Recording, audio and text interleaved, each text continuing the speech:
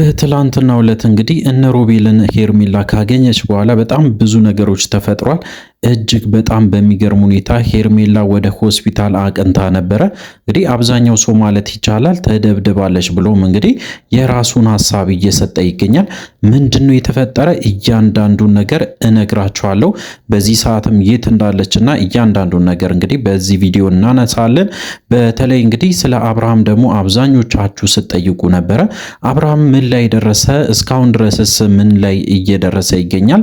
ወይም ደግሞ እንግዲህ አይፈታም ወይ ብላችሁ የጠየቃችሁም ሰዎችም አላችሁ። በዚህ ቪዲዮ በደንብ አድርጌ እነግራችኋለሁ። እንግዲህ ለዚህ ቻናል አዲስ ከሆናችሁ ከወዲሁ ሰብስክራይብ ማድረግ እንዳይረሳ። አዲስ ካልሆናችሁ እንደተለመደው ቪዲዮአችን ላይ ካድርጉ ሐሳብ አስተያየታችሁን ኮሜንት ስራ አስቀምጡልን። ወደ ጉዳያችን እንግዲህ በትላንትናው ዕለት እንደተመለከታችሁ እነ ሮቤልና ቡሻ ሄርሜላን ሲያስፈራሩ ነበረ። ማስፈራራት ብቻ አይደለም በጥፊም ሲመታት እንደነበረም አይተናል።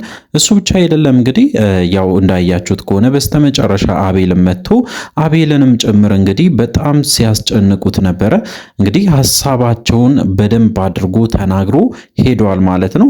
ከዛ በኋላ እንግዲህ አዳዲስ ነገሮች ተፈጥሯል ተብሎ እንግዲህ በስፋት ሲወራ ነበረ።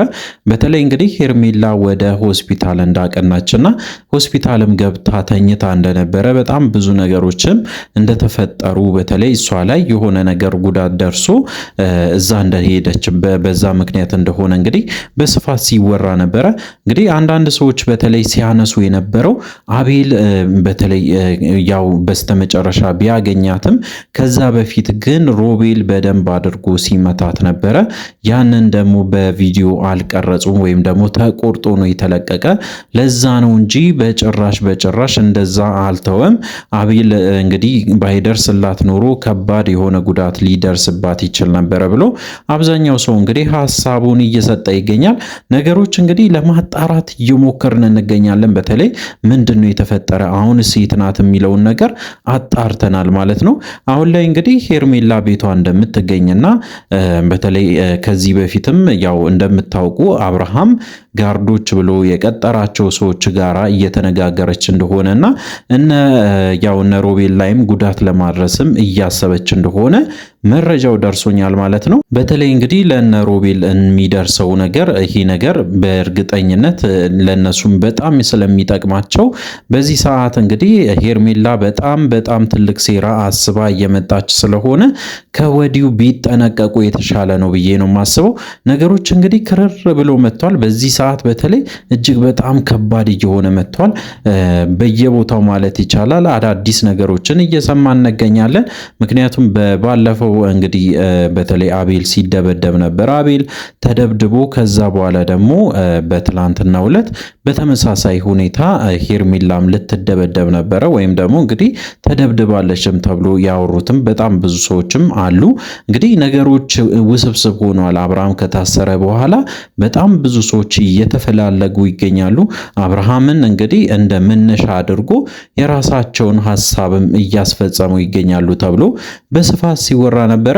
አብርሃም በተመለከተ ጉዳይ እንግዲህ አብዛኞቻችሁ እየጠየቃችሁ ትገኛላችሁ። አብርሃም እንግዲህ ምንድነው የሆነ ወይም ደግሞ እስከዛሬ ድረስ ለምንድነው ወደ ሚዲያው ያልተመለሰ? እስካሁን ድረስ ታስሮ ነው እንደ ያለው ብሎ እንግዲህ ብዙ ሰው ሐሳቡን አስተያየቱን ሲሰጥ ነበረ። እንግዲህ ምንድነው የተፈጠረ ብያችሁ ነበረ ከዚህ በፊት በተለይ በትላንትናው ዕለት አብርሃም እንደታሰረ እስር ቤት እንዳለና ጉዳዩም ከባድ ስለሆነ በጣም ሊያስጠይቀው ይችላል። ክስም ከተመሰረተበት በኋላ ነገሩ ሊጋነን ይችላል። ከወዲሁ ግን ከሷን ልታነሳ ትችላለች ሩታ እንግዲህ ከሷን ልታነሳ በጣም ብዙ ሰው እያነጋገራት ይገኛል። በተለይ ጋሽዬን ጨምሮ የአብርሃም ወንድም ወይም ደግሞ እንግዲህ ኤፍሬም እንደምታውቁት በተደጋጋሚ ሩታን እያገኘ እያስጨነቃት ይገኛል። ምክንያቱም እስከዛሬ ድረስ እንግዲህ ሩታን በጣም ሲለምናት እንደነበረና እጅግ በጣም እንግዲህ በጣም እንዳዘነባትም በተደጋጋሚ ሲናገር ነበረ።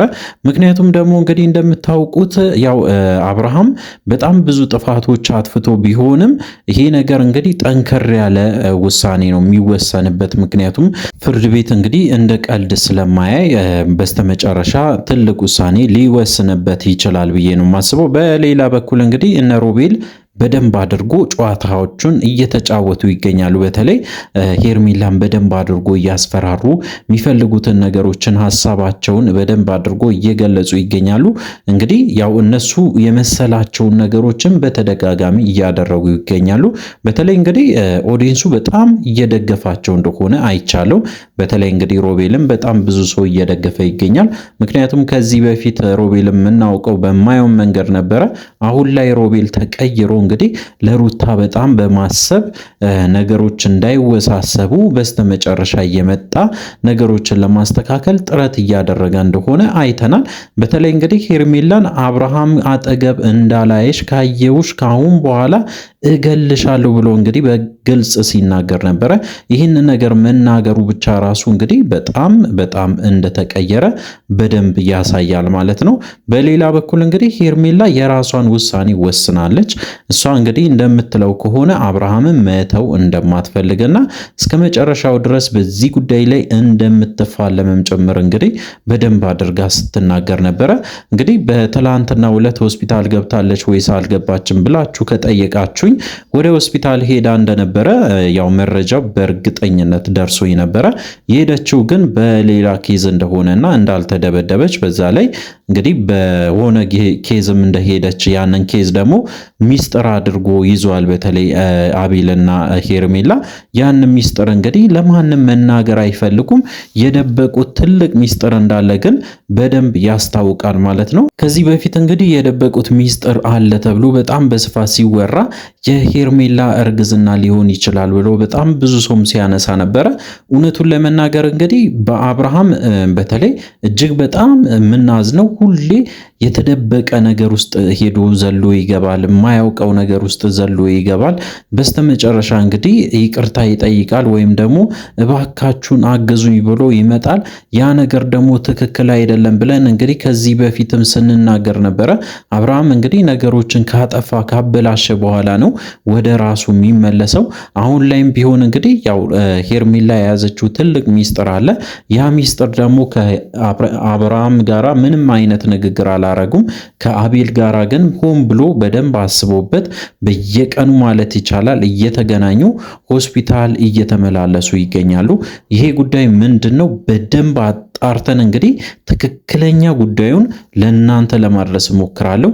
ነገሮች እንግዲህ በጣም ተወሳስቦ ቀጥለዋል። በተለይ ባለፈው ሳምንት የአሁኑ ሳምንት ደግሞ እጅግ በጣም ክርር ብሎ መጥቷል።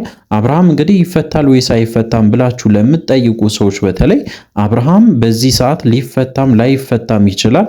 ለጥያቄ ተፈልጎ ነው ሄደው እንጂ ለስራ አይደለም። ያንን ጥያቄውን እንግዲህ በተገቢ ሁኔታ መልሶ እነሱም ተረድቶ በተለይ እንግዲህ የህግ አካላት ይህንን ጉዳይ በደንብ ተረድቶ እውነት ከሆነ ሊለቁት ይችላሉ። እውነት ካልሆነ ወይም ደግሞ እንግዲህ አብርሃም ጥፋተኛ ከሆነ እንግዲህ እነሱም ካመኑበት ወደ ፍርድ ቤት እስከሚሄድ ድረስ እንግዲህ ማረሚያ ክፍል ይቆያል ማለት ነው። ነገሮች በዚህ ቀጥሏል። በተለይ ሩታን በጣም ብዙዎቻችሁ እየደገፋችሁ ትገኛላችሁ። በዚህ ሰዓት እውነቱን ለመናገር በጣም በጣም አስፈላጊም ነገር ነው። ትክክልንም እያደረጋችሁ ነው ብዬ ነው የማስበው። ምክንያቱም ሩታ በጣም ያስፈልጋታል። በጣም ብዙ ጊዜ ተጎድታለች። አብርሃምን በጣም ስንንከባከበው ሩታ በጣም በጣም እንግዲህ እንደተጎዳች አይተናል። ስለዚህ እንግዲህ ሩታን በቻላችሁት መጠን በደንብ አድርጋችሁ ተንከባከቧት ብዬ ነው የምናገረው። በሌላ በኩል እንግዲህ አብርሃም በተለይ ነገሮች በዚህ ሁኔታ እንዲቀጥሉ ይፈልጋሉ ብዬ አላስብም። አብርሃምም ይፈልጋል ብዬ አላስብም። ነገሩ እንግዲህ እየተጓተተ በስተመጨረሻ እዚህ ደረጃ ደርሷል።